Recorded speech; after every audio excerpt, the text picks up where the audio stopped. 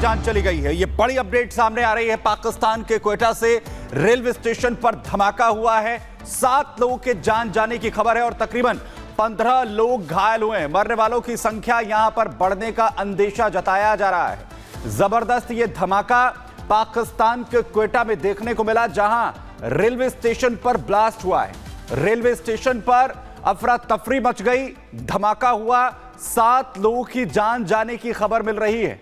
वहीं मरने वालों की जो संख्या है वो बढ़ सकती है। 15 लोग इसमें घायल बताए जा रहे हैं। पाकिस्तान के क्वेटा में दरअसल ये पूरी घटना सामने आई है, जहां धमाका किया गया है। धमाका होता है रेलवे स्टेशन पर, 7 लोगों की जान इसमें जाने की जो जानकारी है वो अभी सामने आ रही है। 7 लोगों की जहां इसमें मौत हो गई है, 15 से ज्यादा लोग गंभीर रूप से इसमें घायल हैं। क्वेटा रेलवे स्टेशन पर जहां 7 लोगों की जान चली गई है धमाके में।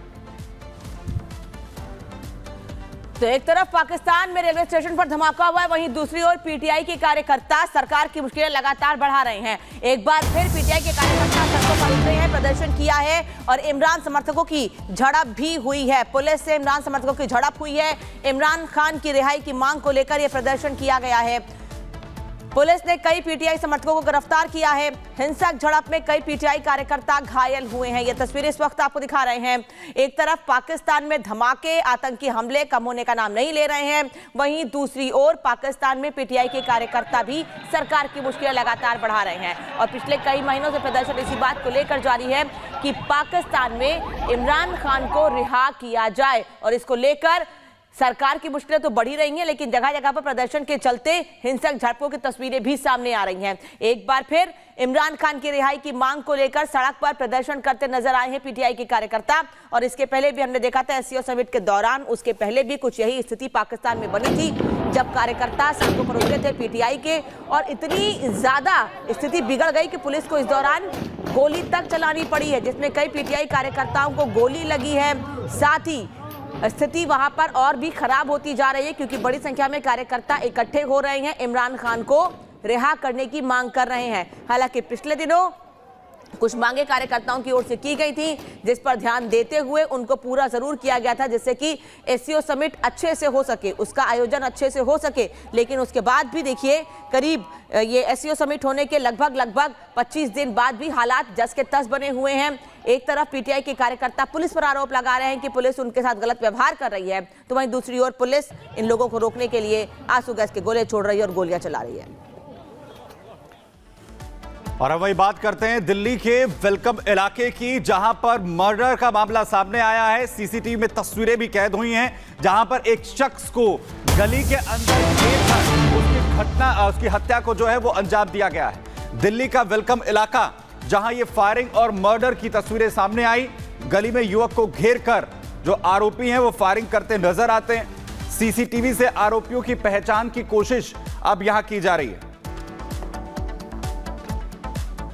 रंजिश का कुछ नहीं पता, वो काम धंधे वाला आदमी था, अपनी फैक्ट्री से खाना ही लेना आया था। वो खाना लेके जस्ट ये दिख रहा है आपको, ये पुलिस ने जो आउट कर रखा है, यहीं तक पहुंचा था। यहीं पर ही जो हुआ है वो हुआ है।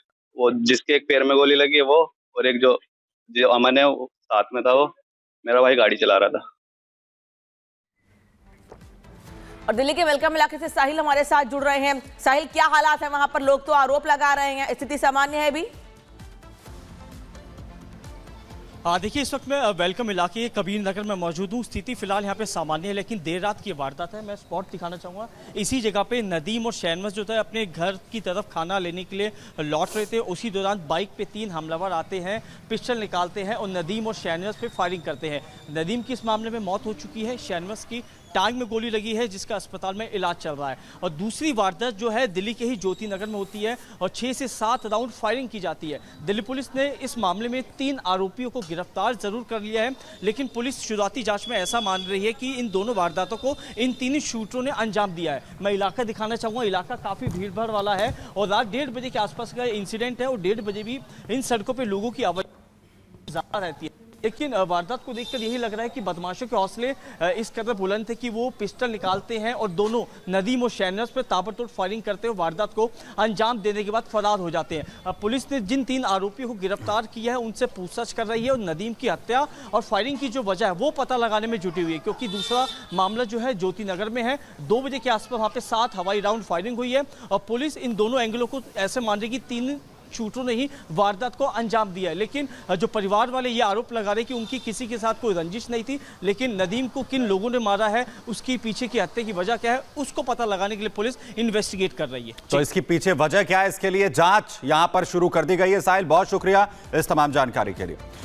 चलिए आगे बढ़ रहे हैं और अब बात कर रहे हैं लखनऊ की, क्योंकि उत्तर प्रदेश के सीएम योगी आदित्यनाथ के बटोगे तो कटोगे नारे के बाद लगातार तकरार जारी है और अब लखनऊ में समाजवादी पार्टी के दफ्तर के बाहर एक बार फिर से पोस्टर चस्पा किया गया। नया पोस्टर लगाया गया है समाजवादी पार्टी के दफ्तर के बाहर। बटोगे तो कटोगे नारे को लेकर तंज बीजेपी पर इस पोस्टर के जरिए किया गया है। इस बीजेपी के खिलाफ ये पोस्टर, क्योंकि पोस्टर वार इस नारे को लेकर लगातार जारी है और आप ये देखिए, ये पोस्टर चस्पा किया गया है समाजवादी पार्टी के दफ्तर के बाहर और 2027 में जीत का दावा समाजवादी पार्टी इस पोस्टर के जरिए कर रही है। शायरी लिखकर बीजेपी पर तंज किया है और पोस्टर में 2027 में सपा की जीत का दावा भी किया जा रहा है। और यह पहला पोस्टर नहीं है, इससे पहले भी बटोगे और कटोगे के नारे को लेकर सियासी बयानबाजी एक के बाद एक चल रही है और दूसरी तरफ पोस्टर वार एक के बाद एक लगातार जारी है। नया पोस्टर भी समाजवादी पार्टी के दफ्तर के बाहर आप देखिए लगाया गया है। 2027 में समाजवादी पार्टी की जीत का दायरा जो दावा है वो हो रहा है और साथ ही लिखकर बीजेपी पर भी तंज यहां पर किया जा रहा है।